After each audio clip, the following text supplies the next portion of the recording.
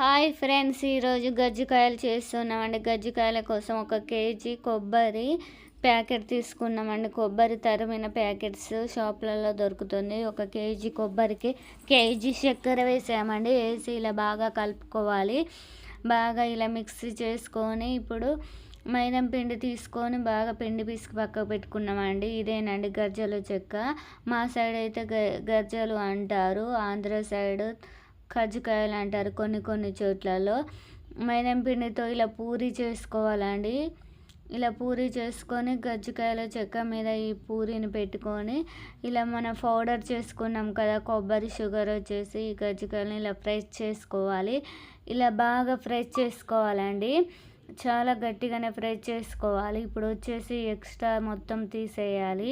ఇలా ఎక్స్ట్రా మొత్తం తీసేసి ఇప్పుడు తీసేస్తే చాలా బాగా వచ్చేస్తుందండి. ఇలా డిజైన్లా ఈ చెక్కకి ఎలా ఉందో డిజైన్ అలా వచ్చేస్తుంది. ఇలానే అన్నీ చేసుకోవాలి. ఇప్పుడు ఆయిల్ బాగా వేడయ్యాక ఆయిల్లో ఒక్కొక్కటి వేసుకోవాలండి. ఇవైతే చాలా బాగుంటాయి. గోధుమ పిండితో చేసుకోవచ్చు, మైదం పిండితో చేసుకోవచ్చు. ఇక్కడైతే మేము మైదం పిండితో ప్రిపేర్ చేసాము. పిండి కలిపే ప్రాసెస్ అందరికీ తెలుసు కాబట్టి మేము చూపించలేదండి. ఇక్కడ ఇలా వేసుకొని బాగా ఫ్రై చేసుకోవాలండి. నా ఛానల్ ఫస్ట్ టైం చూస్తున్నట్టయితే సబ్స్క్రైబ్ చేయండి, లైక్ చేయండి, కామెంట్ చేయండి, షేర్ చేయండి. మీకు ఎలాంటి వీడియోస్ కావాలో కామెంట్లో చెప్పండి. ఇలా బాగా ఫ్రై చేసుకున్నాం. మైదం పిండి కాబట్టి ఇలా వైట్గా ఉంటాయండి. గోధుమ పిండి అయితే రెడ్ కలర్లో వస్తాయి. ఈ గజ్జికాయలు చాలా టేస్ట్గా ఉంటాయండి.